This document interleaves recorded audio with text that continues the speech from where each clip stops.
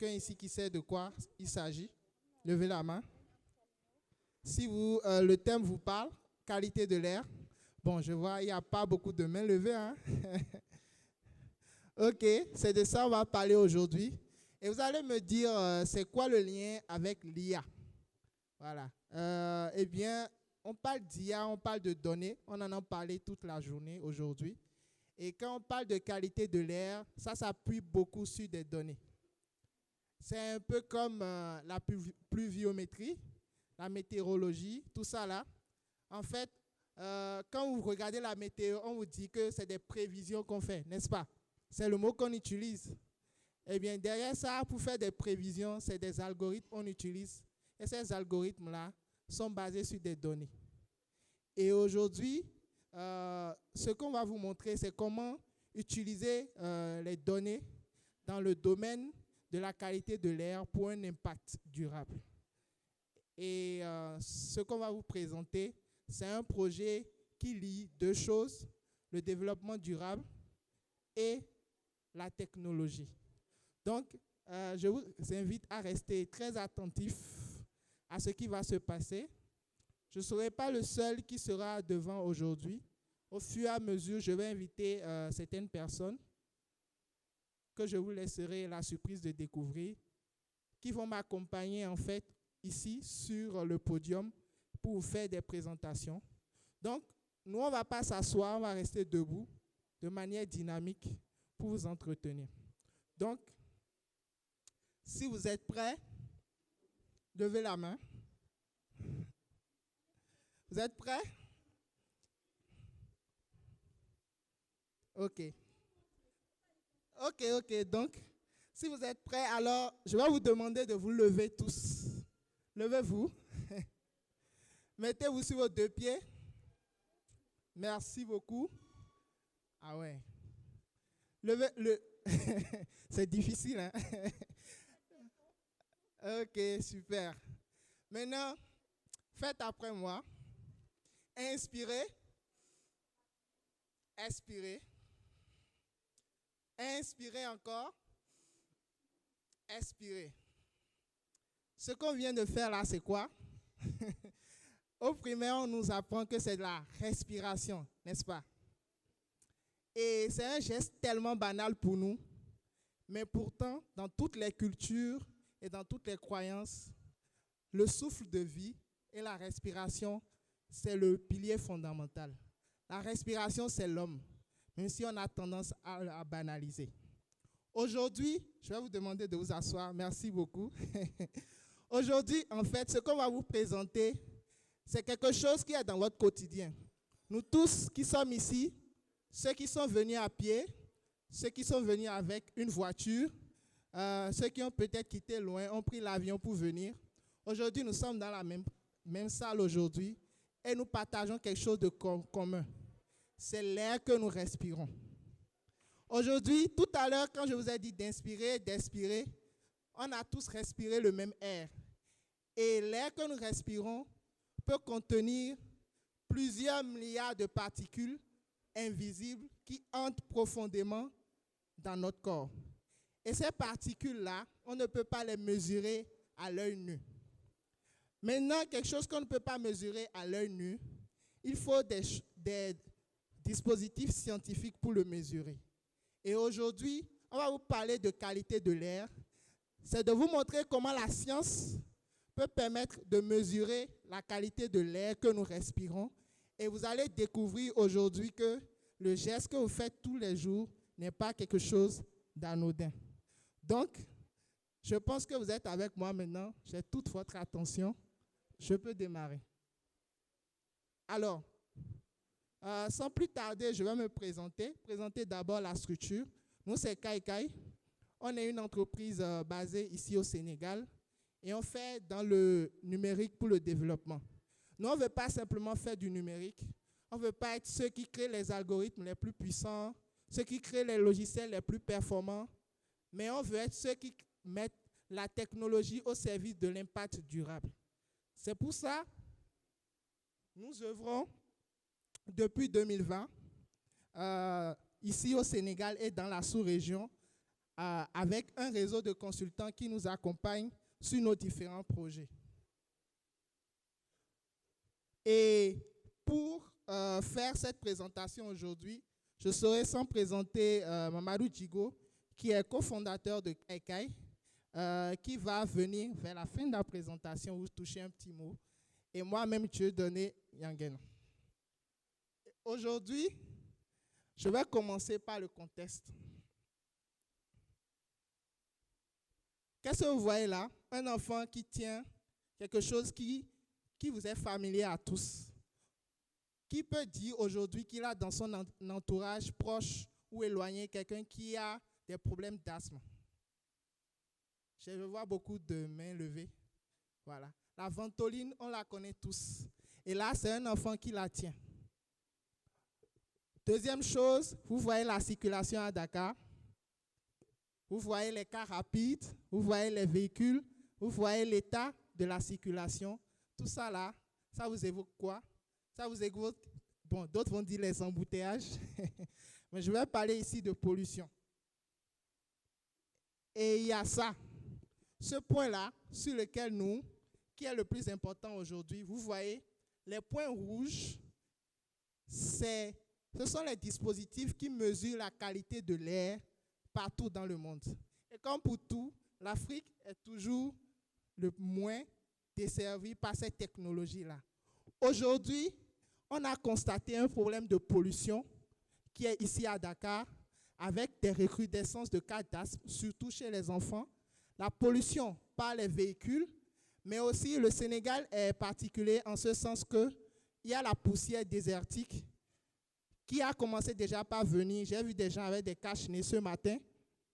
Et on va tous l'attraper, la grippe. Vous savez que dans cette période-là, vous ne pouvez pas y échapper. C'est clair. Si quelqu'un y a échappé, qui me donne son secret, mais on va tous faire cette grippe-là.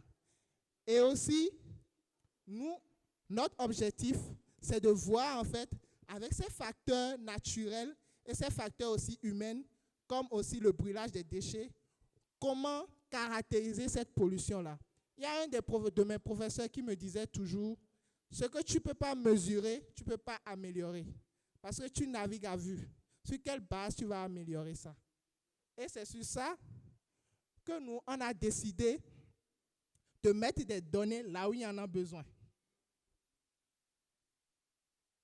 On a décidé de concevoir un projet sur la qualité de l'air ici au Sénégal, avec 4 gros objectifs. Améliorer la disponibilité des données locales sur la qualité de l'air au Sénégal. Premier objectif. Retourner la carte, faire la carte et voir que tout ça là est noirci au Sénégal et peut-être continuer dans la sous-région. Collaborer avec des parties prenantes pour déployer des capteurs là où il faut au Sénégal. On ne se rend pas compte de l'ampleur de la chose. Mais aujourd'hui, vous êtes capable de savoir s'il va pleuvoir demain approximativement. Mais vous n'êtes pas capable de savoir si demain je dois sortir avec mon cache-nez. Oui ou non? Voilà. Vous ne connaissez pas l'état des données sur la pollution ici en temps réel comme vous connaissez l'état de la pluviométrie. On veut sensibiliser. C'est ce qu'on est en train de faire aujourd'hui. C'est pour ça que je suis devant vous aujourd'hui. Et aussi, un aspect très important pour nous, la formation. Et vous allez voir des jeunes qui vont proposer des innovations technologiques sur la qualité de l'air qu'on va vous présenter tout à l'heure. Alors, ce projet, on a fait une phase pilote pour le faire. On est venu voir les gens, on a dit qu'on veut mettre des capteurs de qualité de l'air ici au Sénégal. Les gens nous ont demandé, quoi? Personne n'a compris. Et on a essayé de faire une phase pilote. Vous savez, quand vous allez voir les gens, souvent ils disent, oui, c'est très bien votre projet, vraiment c'est excellent. Mais après, vous les relancez et puis ils ne vous répondent pas. Ils disent après. Nous, on a décidé de faire une phase pilote d'abord. On a déployé des capteurs dans des écoles ici au Sénégal. On a mesuré des données sur la qualité de l'air. On est revenu voir les gens, on leur dit, voilà, l'état de la pollution dans les écoles. Regardez ce que ça donne. Est-ce que vous êtes prêts à faire ce combat avec nous? Et aujourd'hui, qu'est-ce qu'on constate? On a plusieurs partenariats. On a le Centre de gestion de la qualité de l'air du ministère de l'Environnement qui nous accompagne, avec qui on a un partenariat pour certifier notre démarche, notre approche, pour qu'ils puissent voir ce qu'on fait. Oui, sur le plan scientifique, c'est bien, mais est-ce que le matériel que vous utilisez, les données que vous mesurez, est-ce que c'est quelque chose de pertinent? On a notre fournisseur pour les capteurs qu'on utilise. On est en collaboration avec des chercheurs pour caractériser les données sur la qualité de l'air qu'on mesure. Et aussi, on travaille beaucoup avec les inspections d'académie parce que nous, on a décidé de centrer notre projet en déployant ces capteurs d'abord dans les écoles. Pourquoi? Parce que, excusez-moi, les adultes, ils sont déjà bornés. C'est difficile de leur faire changer de mentalité. Mais si on commence par les enfants, c'est plus facile de faire du changement. C'est pour ça que les pays qui veulent créer un changement durable commencent par former les enfants. Et nous, on a dit, pour faire ce changement durable, il faut commencer par la base. Donc, on a décidé de poser prioritairement nos capteurs de qualité de l'air dans les écoles. On vient placer le truc, les enfants voient, mais c'est quoi ça? C'est une caméra ou autre? Et on leur explique, voilà, c'est un capteur de qualité de l'air. Quand il y a des mouvements de poussière, quand l'air est mauvais, on peut vous donner des alertes pour que vous puissiez vous protéger. Et les enfants, passer par les enfants, c'est toucher aussi les parents.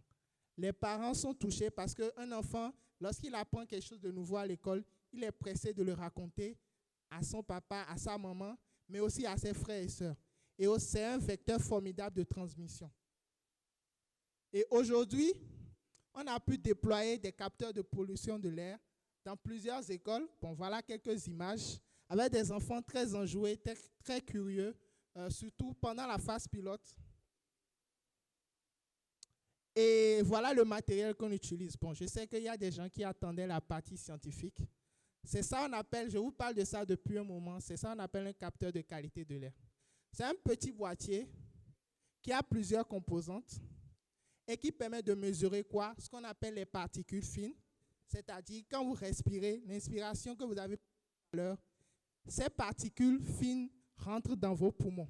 Ça peut être des particules de poussière, des particules de fumée, et ces particules-là peuvent créer et obstruer en fait les voies respiratoires. Ça mesure le CO2, donc le gaz carbonique. Ça mesure aussi d'autres types de gaz, comme des gaz organiques. Et ce petit appareil-là nous permet en fait, avec les avancées technologiques, de pouvoir le poser un peu partout parce que c'est en format miniature. Il faut savoir qu'en discutant avec le Centre de gestion de la qualité de l'air, qu'est-ce qu'on a constaté? Avant, bon, jusqu'à maintenant, les stations, on a ce qu'on appelle des stations de référence que le Centre de gestion de la qualité de l'air a. Mais c'est quelque chose qui va tenir, on va dire, dans une salle entière. Et ça coûte des millions. Et le problème avec ça, c'est quoi? C'est quand ça se gâte, pour remplacer, ce n'est pas du jour au lendemain. Il faut mobiliser un financement. Donc ça va faire 4 ans, 5 ans avant qu'on puisse trouver une solution. Et vous connaissez, il peut y avoir certains fournisseurs, ils vont vous vendre la solution et ils vont vous donner une garantie de 5 ans. Et 5 ans plus un jour, ça se gâte, il va dire que bon, ce n'est plus son problème. Avec ces capteurs-là, non seulement c'est petit, on peut les poser partout, mais aussi on n'a pas ce problème-là de coût et de maintenance parce que c'est des capteurs comparés aux stations de référence qui coûtent assez moins cher et qui sont facilement déployables. Donc, qu'est-ce qu'on peut mesurer en matière de données? Là, vous voyez, là, c'est des phases de poussière qu'on avait mesurées en février 2025. Ça, c'est un capteur qu'on a posé dans une école. On a ressenti la poussière en février 2025 et on a vu en fait les pics de particules fines. On peut voir des fortes variations de qualité de l'air au cours de la journée. Ici, c'est un capteur qu'on a posé dans une zone industrielle. Et on voit quoi? Il y a une émission de gaz. C'est une école, hein? Et l'école est proche d'une usine. On voit qu'il y a une émission de gaz tous les soirs qui monte, en fait. Et les parents nous disent, bon, on vient le matin, on voit dans la salle de classe, on a un dépôt noir partout, dans les classes. Mais on n'a rien pour dire que c'est ça qui cause ça. Il n'y a rien, il n'y a aucune donnée. Vous voulez dire pourquoi c'est ça qui cause ça? Vous n'avez aucune donnée pour le faire. Et aujourd'hui, quand on a ce capteur, ils savent, OK, c'est à partir de telle heure qu'on a des montées en fait de gaz. C'est à partir de telle heure que ça descend. Et ça peut être lié à ce phénomène-là qu'on observe dans la salle de classe. Et aussi, ça rebondit sur un autre sujet. Je vais poser la question. Vous allez garder la réponse pour moi peut-être après. Est-ce pertinent de mettre une école au milieu de 2 usines? C'est une question que je vous pose. Donc, réfléchissez à la réponse. Donc, aujourd'hui, nous avons décidé de ne pas le faire seul. On a fait une phase pilote qui a été réussie. On s'est dit, ben, si nous seuls, on se déplace pour aller dans tout le Sénégal, ce serait top, mais on préfère travailler avec des jeunes qui, eux, sont friands de technologie, mais qui peuvent nous constituer aussi un relais local sur la qualité de l'air. On a organisé un hackathon. Ces jeunes-là, à partir des capteurs, ont créé des applications pour mieux visualiser la qualité de l'air, des montres connectées, des objets connectés, etc. Aujourd'hui, on a engagé 8 équipes de 3 jeunes, formé 21, vu 8 innovations qui nous ont été proposées sur 5 régions qu'on a couvertes avec ces jeunes-là. Et aujourd'hui, ce n'est plus nous, mais ces jeunes-là qui font le déploiement de capteurs dans leurs régions respectives. Et comme ils sont ancrés localement, ils peuvent faire la sensibilisation eux-mêmes dans la langue locale pour permettre aux populations de mieux comprendre c'est quoi la qualité de l'air. Et c'est ça l'impact que nous on vise à travers ce projet. Et tout à l'heure, je vais inviter 2 de ces équipes-là qui ont travaillé sur le projet, qui vont venir nous présenter leur innovation. Donc, voilà un peu le déploiement sur le terrain, ces jeunes-là. Là, c'est à Thiès, là, c'est à Pikine, là, c'est à Dakar, et là-bas, c'est à Ziguinchor. Donc, voilà les zones qu'on est en train de couvrir en ce moment. Et je vous donne un aperçu des données qu'on mesure. Bon, pour certaines personnes, ceci peut paraître barbare, mais c'est juste un tableau qui recense les données qu'on mesure sur la qualité de l'air. Et ce qu'on fait actuellement, ce n'est pas seulement pour la sensibilisation.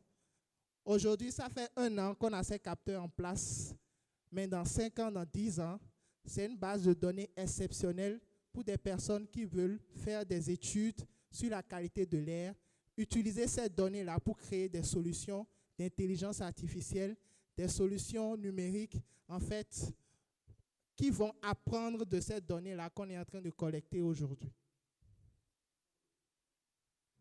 Donc, ce projet a fait beaucoup de bruit, beaucoup de médias l'ont relayé. On a notamment RTS, TFM ici au Sénégal, mais aussi RFI qui a entendu parler du projet, qui a fait un reportage là-dessus dernièrement. Et c'est disponible sur leur site RFI Afrique. Vous pouvez voir le reportage sur le projet. Et ça montre, chaque fois qu'on parle de ce projet-là, les gens sont émerveillés. Ils disent que c'est quelque chose qui doit se faire, mais que personne n'a pris l'initiative de faire. Et nous, en fait, en portant ce projet-là et en faisant cette sensibilisation, on porte en fait le rôle d'ambassadeur de la qualité de l'air aujourd'hui dans l'écosystème du numérique. Donc, sans plus tarder, je vais inviter une des équipes à nous faire rapidement sa présentation. Donc, je vais inviter l'équipe Airus sur le podium. Merci, sous vos ovations. C'est timide, hein? Encouragez-les.